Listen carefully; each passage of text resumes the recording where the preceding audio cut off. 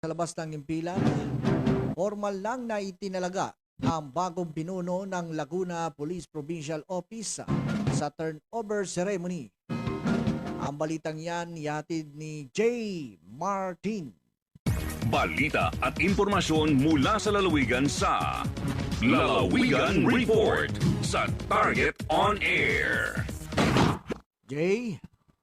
Kasamang Pelex, pinagtibay ang pagpapatuloy ng liderato sa hanay ng kapulisan sa lalawigan ng Laguna.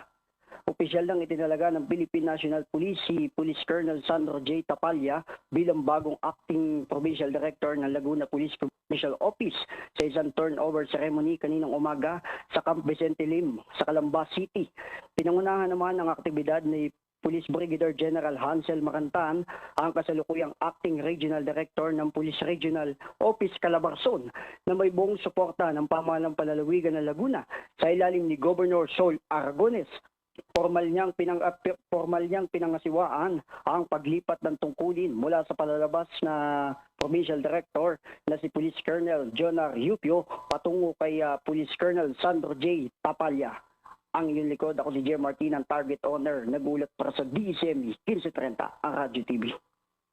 Police Info sa Target On Air. Target On Air. Maraming salamat sa detalye ng balitang yang Jay Martin. Mula po dyan sa Laguna.